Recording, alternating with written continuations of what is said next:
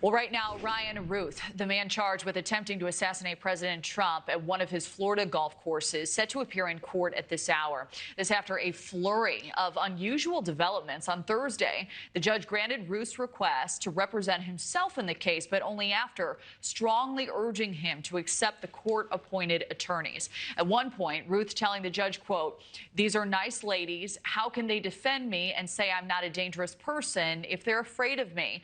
They don't appreciate me and they're afraid of me." The attorneys say that is not true.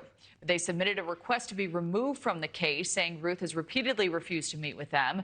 The judge has ruled they must remain on standby and denied their request to be withdrawn. Now, prosecutors say Routh plotted for weeks to kill Trump and aimed a rifle through the shrubbery as he played golf at his West Palm Beach country club. This was last September. A Secret Service agent spotted him before Trump came into view and confronted Routh. Routh never fired a shot. Joining us now is trial attorney Brian Claypool. Brian, great to see you. Yeah, great to be back with you, Kelly. So the judge in this case strongly advising Routh against this move, even ruling that these attorneys must remain on standby, denying their request to be withdrawn. What are your thoughts on those developments, Brian, and how common is it for defendants, especially in a case this serious, to represent themselves? Yeah, hey, Kelly. So, look, Eileen Cannon is a phenomenal federal judge. I really like her.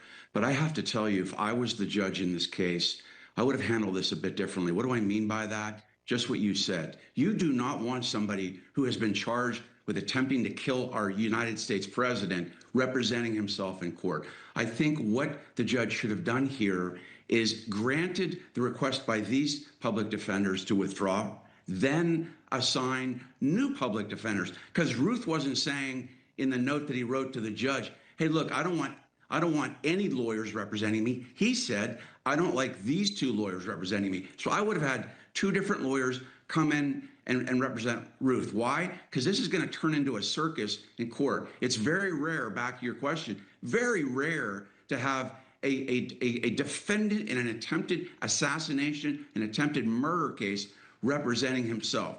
The last thing you want at the end of this trial is to have a conviction of Routh, and then he hires appellate lawyers, and this whole thing is reversed based on ineffective assistance of counsel, because that's going to be raised once this case is over.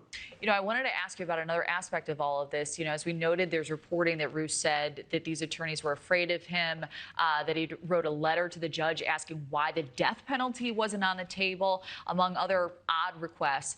Will these elements, do you think, Brian, factor into this case in any meaningful way as it plays out? Yeah, that's a great question. I mean, if you look at the evidence in the case, Kelly, you've got evidence of Routh having a semi-automatic weapon. It's pointed through the fence at Trump. You've got cell phone data showing that he was stalking Trump for weeks. You have a note that Routh allegedly left to a civilian witness, basically admitting to the crime and saying, sorry, I failed people by not killing him. That is evidence that's going to lead to a conviction. The only reasonable route that Routh has here is to argue some kind of mental health deficiency, right? What we call diminished capacity. And basically, Kelly, by allowing him to represent himself and sending a letter to a judge, by the way, in that letter, he also said he wants to die. He wants to be transferred for another prisoner in Iran or with the Hamas. I mean, he's already signaling to the world that he wants to die. He even asked, why is there not a death penalty in this case? Have we ever seen anybody who's asking for the death penalty? So the judge has to be super careful. I would get him new counsel to make sure that this mental health issue is vetted as well, so that doesn't rear its ugly head at the end of this case again, once there's a conviction and he possibly appeals it. Yeah, well, those were the thoughts I was having as well as you're reading this letter, and then, you know, the decisions he's making. I appreciate you clearing that up.